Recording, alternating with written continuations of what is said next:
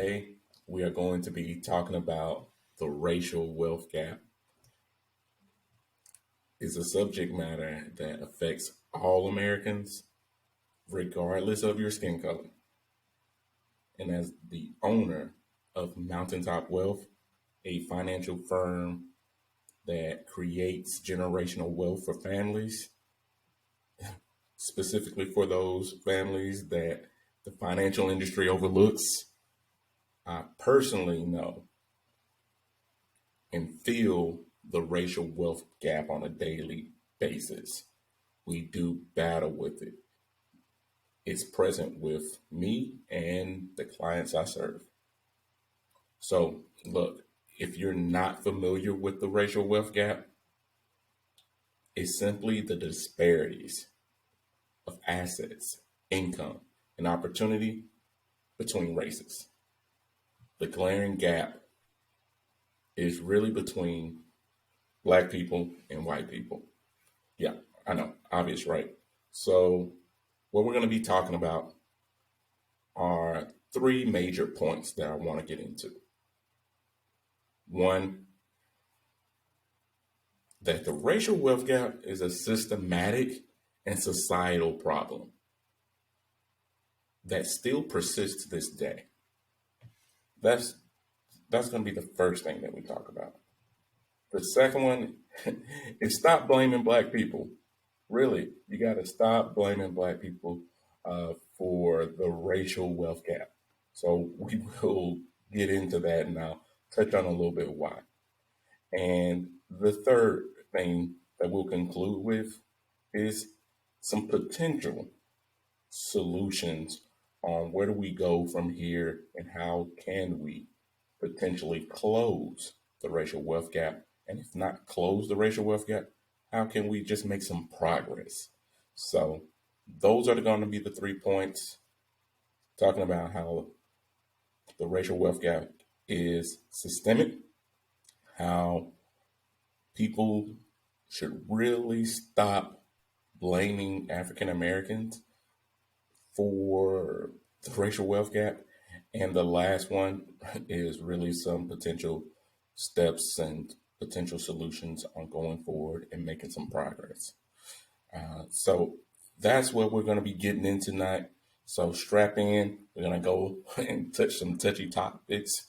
I know it can get people a little uncomfortable, but hey, it's Black History Month and we need to talk about it. Whether you feel uncomfortable or not, it needs to be said and it needs to be done. And that's what we're going to do here. So let's go ahead and jump right into it. And let's just talk about the systematic and societal problem that the racial wealth gap really is. Now, when it comes to race and African Americans, we know since 1619, Black people have been in this country in a society where they have this indentured servitude, this enslaved status, even in the 1600s, 1700s, where you had free Black people having to show their papers to determine whether they were enslaved or free. Well, you can take a through line to today and actually look at how Black people are still subject to some of those same type of attitudes and behaviors from their neighbors. For example, calling the police on them because someone thought that they shouldn't be in that area. Yes, that still happens. We know that still happens. America's laws have been embraced by a system of thoughts and behaviors that are still present to this day. Segregation laws are a big example of that. Segregation laws have divided Americans by race. They still divide Americans by race to this day. Our education system, our economic system are separate and unequal.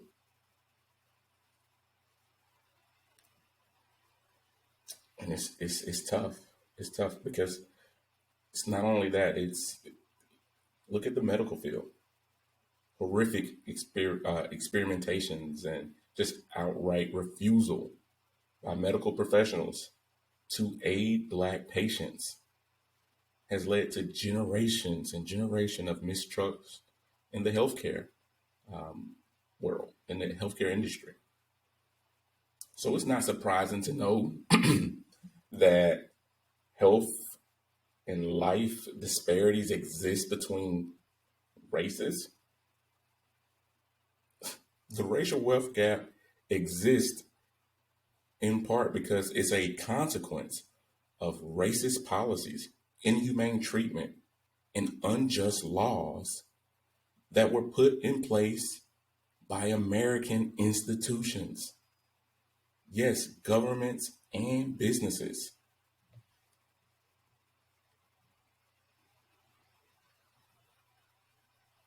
And that's why I really say stop blaming Black people. You got to stop doing that. You know, these American institutions, businesses with white only signs, not allowing certain people into their restaurants, governments allowing them to do so, having actual laws on the books that were outright racist. And yet people still want to blame Black people for unequal treatment. And you're like, who's blaming Black people? Well, when you say things like Black people should pull themselves up by the bootstrap, or that Black people need to work harder, they need to invest their money, they need to stop hurting each other and stop all this Black on Black crime. That's one of those situations where I think to myself, man, there's some pieces of the puzzle that person is missing. Uh, I'll explain it to you like this. So think about it. So you wouldn't blame a school of fish for toxic chemicals in the water. You wouldn't. Instead, you would blame those who are actually polluting the environment. You would actually blame those who look the other way, maybe, and allow people to pollute that environment. Maybe you would blame those who created the laws, who said, hey, you're actually allowed to do this. But what you shouldn't do is blame Black people for actually living and existing in this toxic environment that was created by others. It's just not something that's rational to me. You know who we should really blame? Blame the racist, the bigots, and the hustlers who took advantage of us all. The local, the state, the federal governments that allowed this toxic system to occur in the first place. They looked away when people and businesses took advantage of generation upon generation of Americans, especially Black people.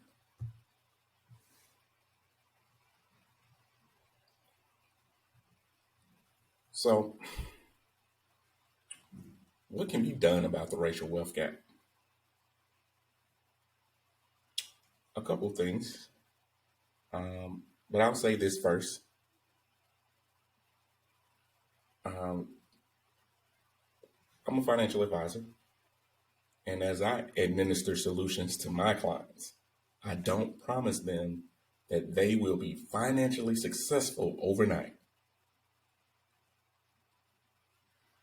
What I do know, though, is that we will make significant progress if we start taking actions to achieve their goals. So I tell my clients, I tell them it's not a mountain, it's a movement. I look at the racial wealth gap in a very similar way.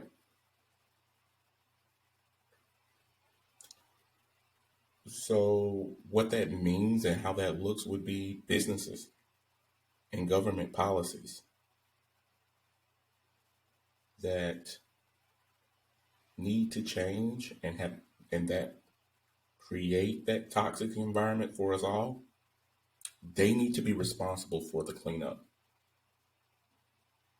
Yeah, that means they should restructure the environment and compensate those who have been neglected. And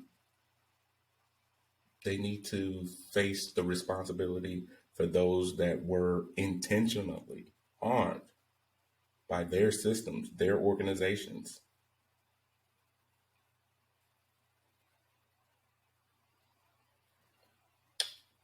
If you think that I'm going to tell you that we need to bank black or have more financial education and it's going to solve the racial wealth gap, you're mistaken. I believe in doing both of those things, but I don't think those are the things that are going to close the racial wealth gap.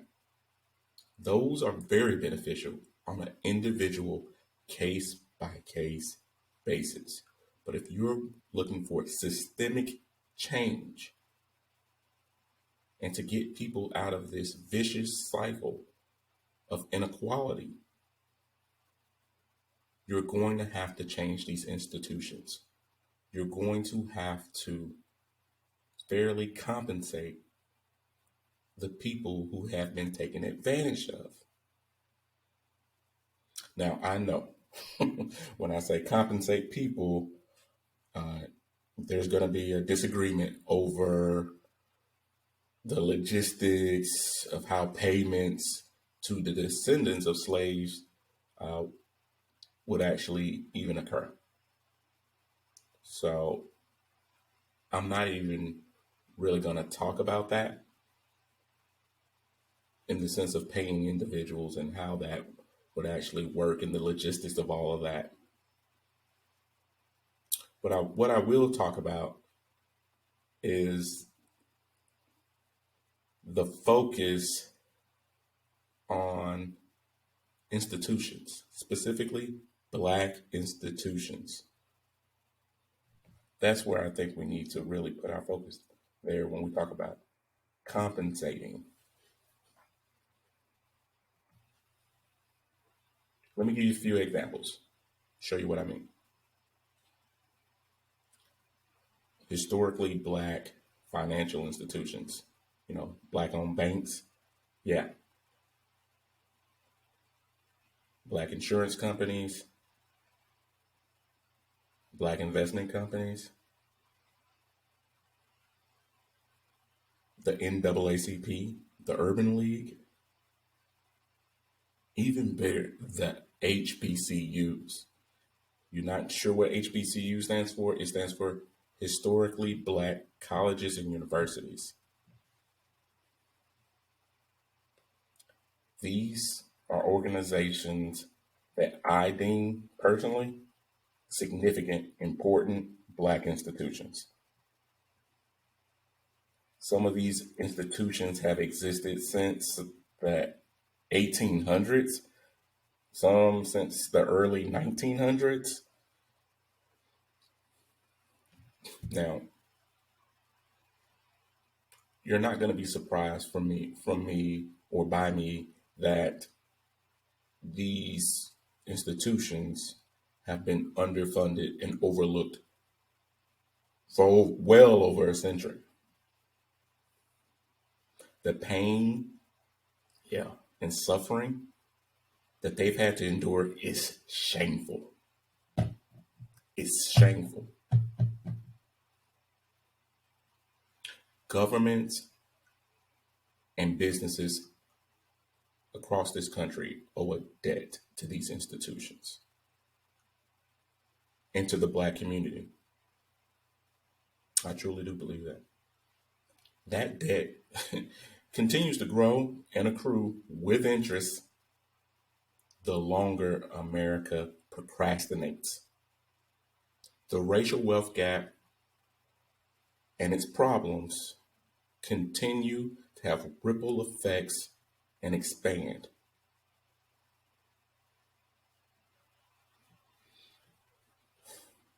Take, for example, what's happening right here in Tennessee. It's been reported in multiple media outlets that in the last couple of years, Tennessee legislators have found that Tennessee State University, my alma mater, a HBCU, was underfunded from 1957 to 2007.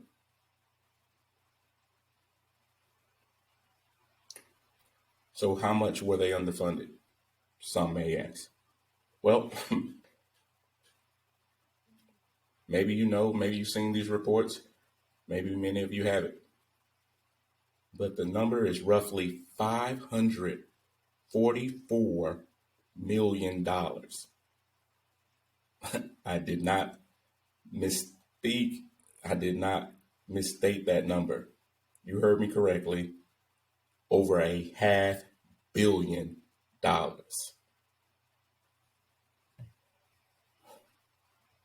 Tennessee, wake up. You got some explaining to do. There are some systematic problems that we need to repair.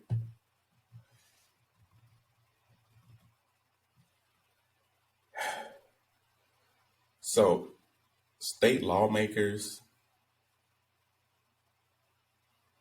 that are surprised to find out that a school like Tennessee State University is in dire need of housing. The housing needs improvement. They need new dormitory facilities. They need several different improvements. But lawmakers that blame the institution or blame the people should really be looking in the mirror.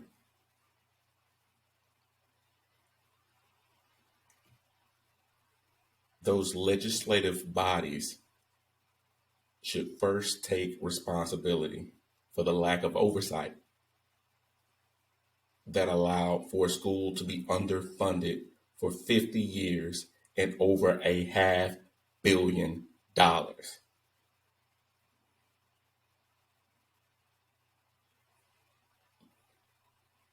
Money compounds, and so do bad decisions. America has accumulated a mountain of debt that generations of Black people have had to carry. It's time for American businesses and governments to get moving and to start making progress in closing the racial wealth gap.